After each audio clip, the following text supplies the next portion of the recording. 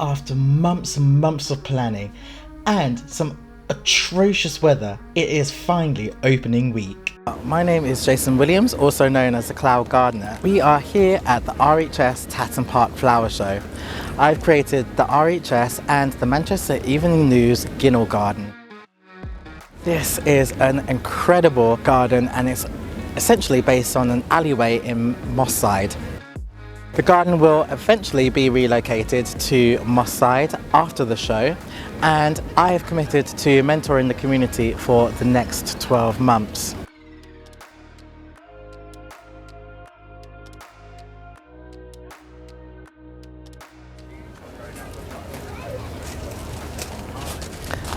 So one of the sections that we have here is the Grow Your Own section, and you'll probably notice that it is labelled in both English and Arabic, and that should help us to really bring the community together.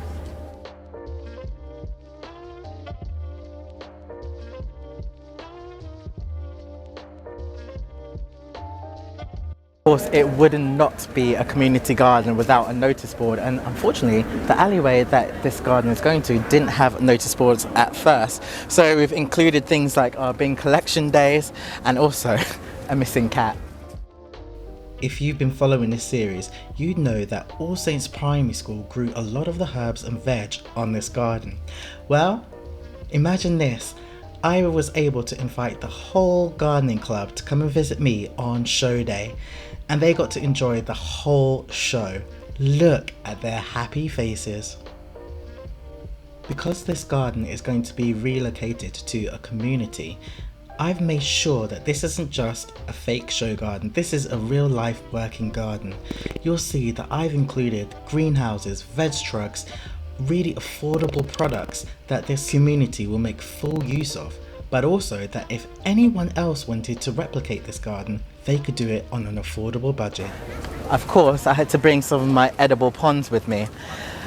So down here, I've got my Cirrus pond, which is just planted in an old metal tin, and we've got the taro, we've got the watercress nasturtium, the Javanica flamingo, and we've also got sorrel. All of them are edible. And one plant that people don't know is edible is this oxalis. The beautiful purple leaves hide a little secret. When you taste them, they taste like apple sours. As this is going to be a community garden, each member of the community has a different budget to spend.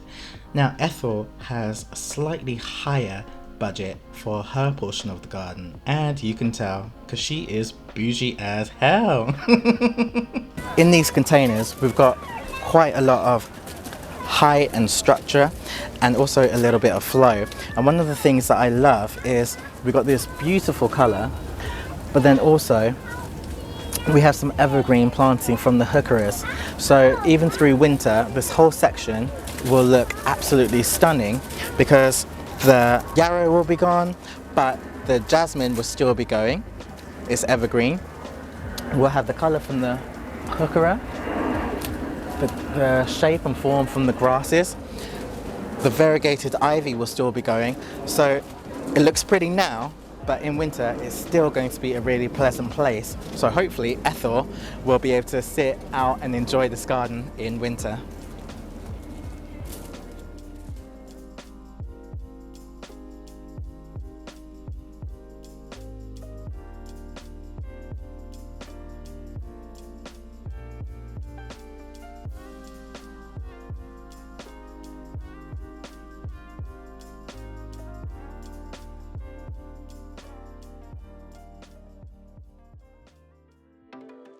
One of my favourite parts of the garden is this. All of this has been upcycled from the fly tipping in the alleyway where this garden is being relocated. I decided to empty out one of the bathtubs on the alleyway, bring it to the show and replant it. And just look at it. It's glorious. Anything can be a planter, even the grandfather clock. And then down here we've got this beautiful bathtub. Now honestly it took me around about 5 hours to plant it up, but I've been teaching the residents all about planting, and we've got a whole load of different levels, shapes, structures, and even in the rain, the grasses look absolutely beautiful holding the droplets. But more importantly than that, we've got things like the geraniums, the heuchera, and then also the lupins over here, and the grasses. All of that will hold the colour for the winter, which will make this space amazing all year round. Then we get to this structure. It looks like something that I have created myself, that is bespoke. In actual fact, it's just a trampoline. We've halved the trampoline and we've got these beautiful hanging baskets on it. And then hopefully next year what I'm going to do is get some climbers and get the climbers to grow all the way around the arch. So I'm looking forward to that.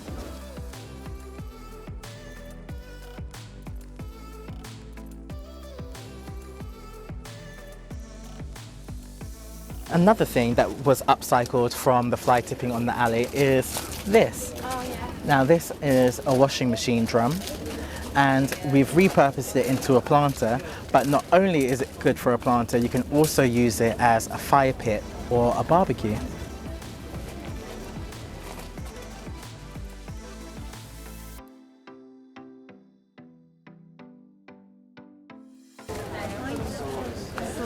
So over here we've got one of my favourite of the upcycled creations, and this is just a simple pallet.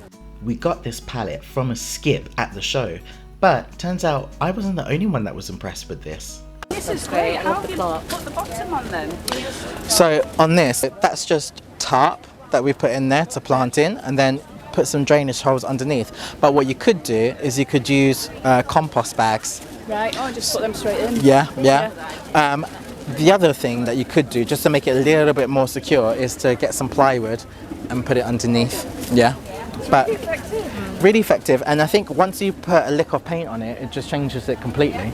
But you can also then lift it up. You can either put it on bricks underneath or lift it up, drill it into a wall, and then that should keep the slugs away from it. Yeah, slug-proof it. Exactly.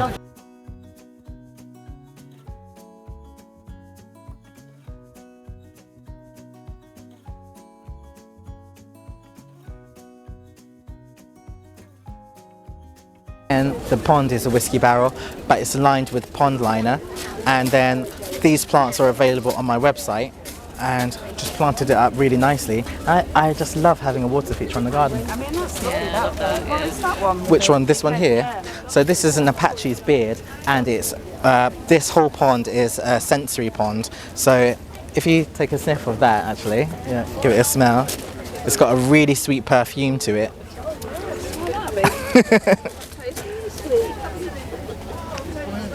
So it's one of the things I love to do, is just come out of the garden, just give it a nice smell. And then the grasses are beginning to produce some flowers now as well. The stargrass isn't in this pack, but I just added to it because it looks really, really pretty. It does have a water lily too, and that, when it flowers, has lots of white flowers, and again, that smells really, really awesome as well. It's lovely. Thank you very much. Oh, nice to meet you today. You too. Did you win any awards? No, unfortunately, because the garden is an RHS feature garden, it means I don't get judged. But it means it's fine, because it means that, you know, I can take liberties with the garden. Not everything is picture perfect, so Yeah, okay. yeah, no worries. Nice to meet you. Thank you. You too.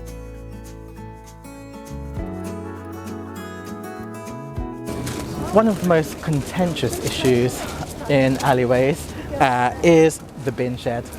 And so what I've done is I've got this fabulous product from Bloom, and it is a bin shed. Now, as you can see, we can store 3 of our council wheelie bins, but interestingly enough, above here we've got a planter. And what I've done is I've got a whole ton of succulents and alpines on top. This will mean that they are evergreen, so that even during winter we're going to be able to come out here, put the bins away, and also have a little bit of colour. All along the garden you'll find pockets of communal seating, and that's to help bring the community together when they're outside.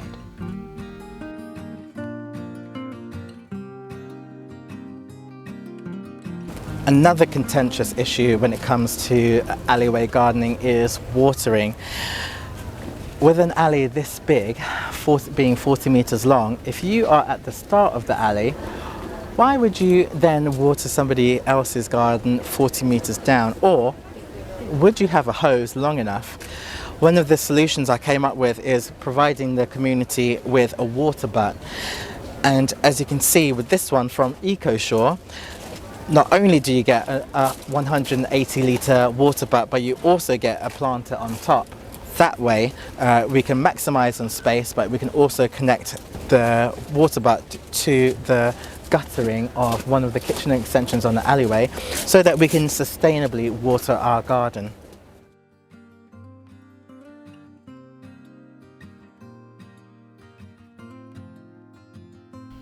The community really is the heart of this project. And nothing brings a community together like a pub here in the UK. So of course I had to add in a bar area with some fresh herbs for cocktails. One of the standout parts of the garden for me is, of course, another one of my ponds. So those of you who've been following me for a while, you know that I have ponds available on my website, and this happens to be one of my favorites. It's called the Stratus Pond, and this Cutiana chameleon is just absolutely beautiful, and she will start to throw up some white flowers probably in the next 3 weeks or so. We also have a marsh marigold here, which has just dropped its flowers unfortunately, but we've got a few more along the way. We've got the barred horsetail, we have a dwarf lily, and also we've got some salvinia here as well. And the great thing with this is it will all come back next year.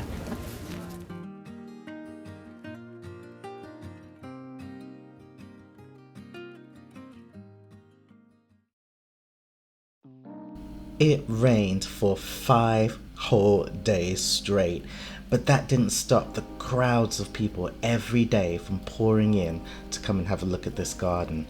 We even had some insect visitors too. As you can see up here, we've got some seed storage units. The idea is that we'll be harvesting and deadheading all of these annuals that we have on the garden, collecting the seed and storing them. And because we've got the greenhouse further down the alley, we'll be able to start growing these annuals from seed next year. The vast amount of the plants are perennial, so once again we'll chop those back and we'll be able to propagate and place those into the cold frame. And then those of you who've been following the progress of this garden, you will have already been introduced to Mr. Tortellini, the tortoise, and this whole entire section will be perfect for Mr. Tortellini. All Saints Primary School have grown the vast amount of this stuff, and pretty much all of it is tortoise friendly, ready for Mr. Tortellini, and I think he's probably going to be the most well-fed tortoise in all of Manchester.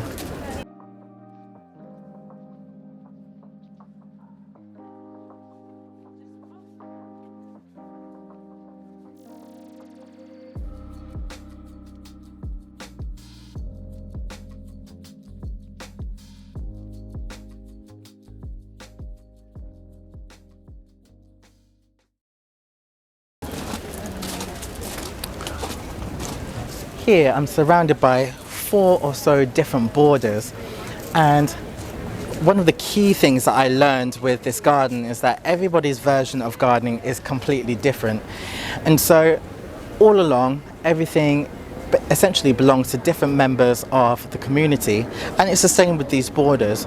We've used very similar plants, but they're planted in different ways and in different styles, and that in essence gives each owner a sense of ownership for each individual border.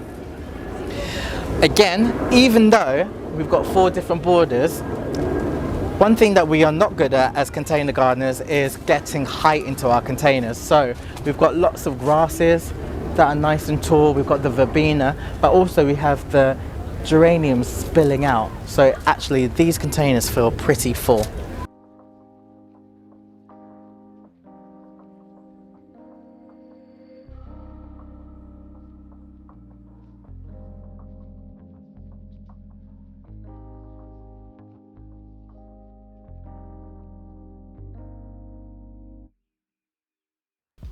for one brief moment, the sun came out, and as you can see, the crowds continued to flock to the garden.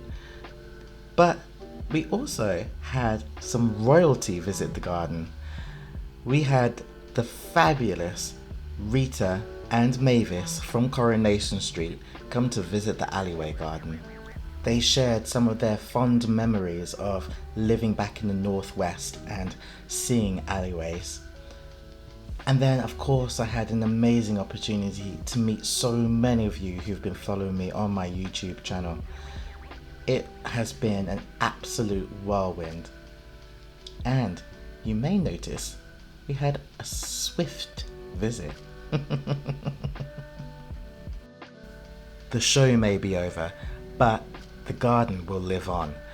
So make sure you're following, because I'm going to show you just what this garden is going to look like back in its new home. Let me know your favourite part of the garden below.